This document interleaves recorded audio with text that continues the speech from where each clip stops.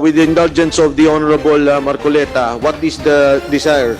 Move to declare him in contempt or do we issue a subpoena?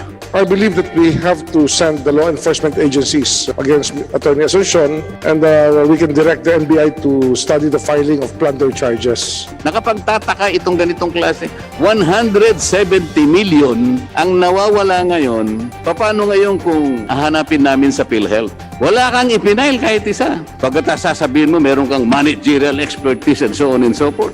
Ang sasabihin na naman niya, wala pa po ako dyan. Kahit na wala ka pa, tungkulin mo siya sa ating lahat ito dahil pera ng mamamayan ito.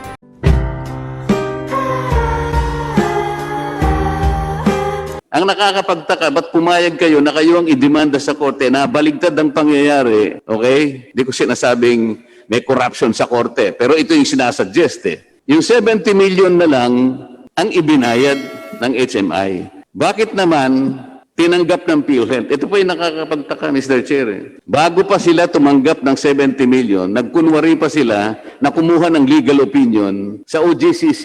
Yung OGCC, kung babasahin po ninyo yung opinion niya, hindi po opinion eh.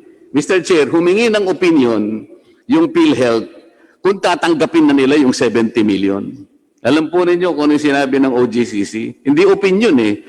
It's a one-page letter. Reply to the request of PhilHealth for opinion. Sabi ng OGCC, kung inaakala po ninyo na itong pinresent nila na 70 million ay ayon naman sa inyong sarili kanyang paniwala, eh pwede na. Ito ba'y opinion? So makikita po natin, Mr. Chair, meron pong demand na malinaw, 270 million. Gumawa sila ng paraan para paikutin ang gobyerno. Ang nagdemanda pa yung sinisingil para lang magkaroon ng judicial accounting. Dito nila itinago ito, Mr. Chair. Pagkatapos nilang magkaroon ng judicial accounting, hindi ko malaman ngayon, paano ninyo i-account yung balance 170 million? Sabi nga po namin, kahit isang 5 sentimo ang mawala sa pondo ng gobyerno, hahanapin po yun sapagkat pera po ng tao yun. Honorable Marcoleta, ito po ay plunder because ito po ay lagpas pa sa 50 million. This is 170 million na establish, hindi binayaran, may kalokohan, and yet they settled.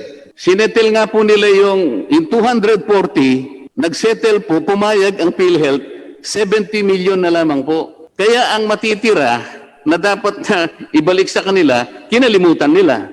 Ngayon, hanapan natin kayo. Ibig po ba ninyong sabihin, nung mag-settle kayo in the amount of 70 million, ganun na lamang po ba yun? Ano pong sasabihin nyo sa miyembro ng PhilHealth? Paano po ninyo i-account to the last centavo yung 170 million na pinayagan nyong mawala sa pondo ng PhilHealth? Ito po yung tanong eh. Kunwari dumaan kayo sa korte para sabihin ninyo, oh, malinis ito kasi galing kami sa korte.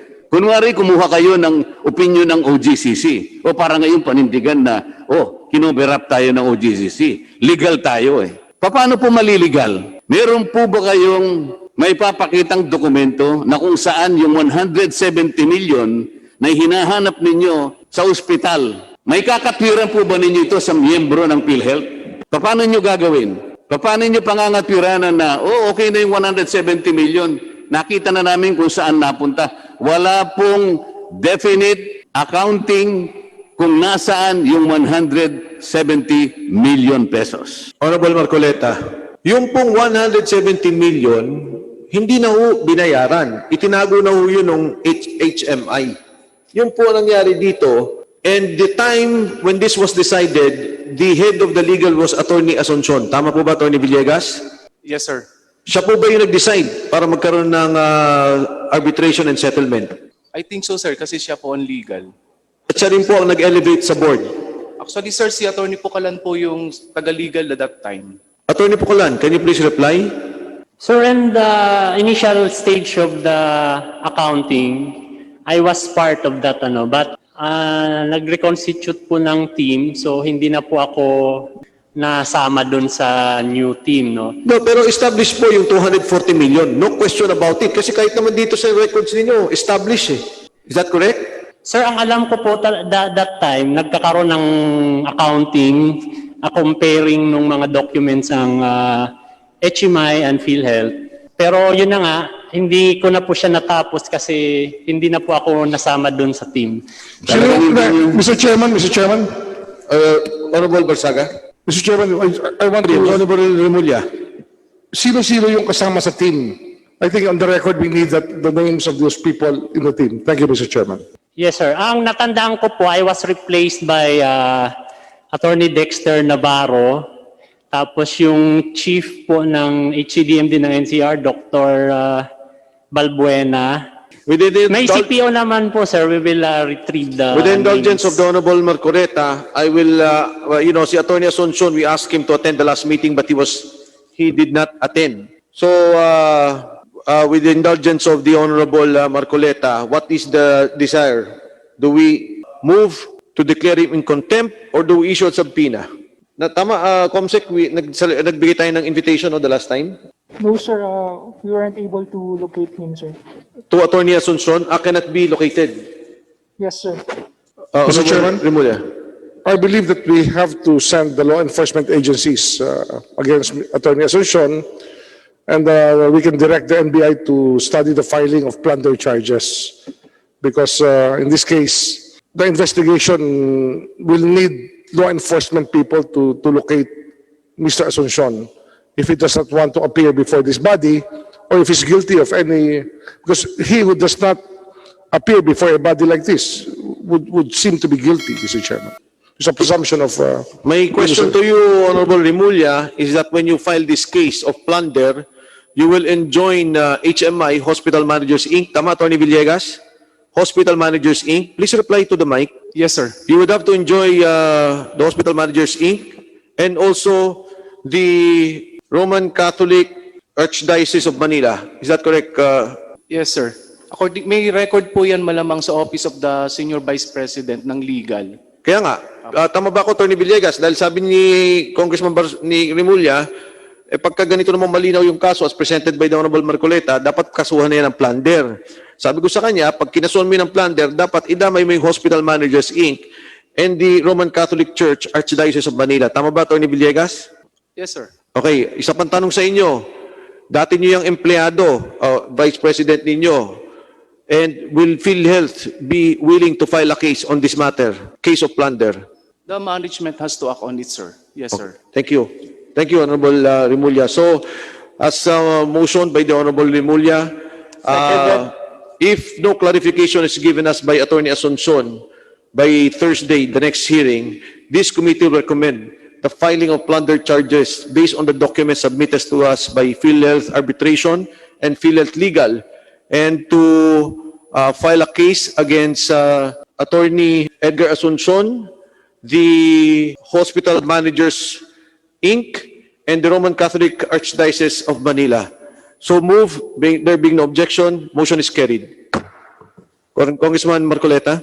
Mr. Chair, ito po kasing kasong ito talagang nakapagtataka. Ipinail ng HMI sa Pasig Court. Pagkatapos, ang HMI did not even interpose any objection. Para bang ikinaligaya pa niya na sila idemanda. Kaya kitang-kita mo na ito yung usapan eh. Ito yung proseso eh. If you will trace the documents, it was HMI who is so insistent in settling the case. It wrote PCI twice. Nung primero, ayaw pa yung HMI. Tama naman ang sinasabi nitong dalawang gentlemen, pero ang sinasabi lang nila, sa umpisa lang kami kasali. However, that is still correct because tinanggal na yata sila. Pero bago na kayo tinanggal, you were able to establish the validity of the basis of 240 million pesos. That is correct. Yes, sir. Oo. Pagkatapos, edi dumaan nga sa korte. Ang sasabihin ng ordinaryong tao, nagpasya ng korte. Pagkatapos, pinasadahan naman ng isang opinion ng OGCC, the Office of the Government Corporate Counsel. Ang sabi niya, kung sa palagay niyo, tama naman yan, di okay na yan. Opinion ba yun? Nakapagtataka itong ganitong klase. 170 million ang nawawala ngayon. Paano ngayon kung hahanapin namin sa PhilHealth? At dapat naman talagang hanapin. Kahit piso lang, kahit sentimo lang, dapat walang mawala sapagkat ito po ay hindi ninyo pera. Pera po ito ng miyembro ninyo. Ang nakalagay pa nga po sa batas fiduciary responsibility. Nandyan po yan sa IRR po ng PhilHealth, sa charter ninyo. O paano ngayon ito, Mr. Chair? Paano ninyo i-account ito? Pwede po bang, kasi kung itatanong ko kay Attorney Del Rosario ito, sasabihin na naman niya ganito. Wala pa po ako ng panahon na yan.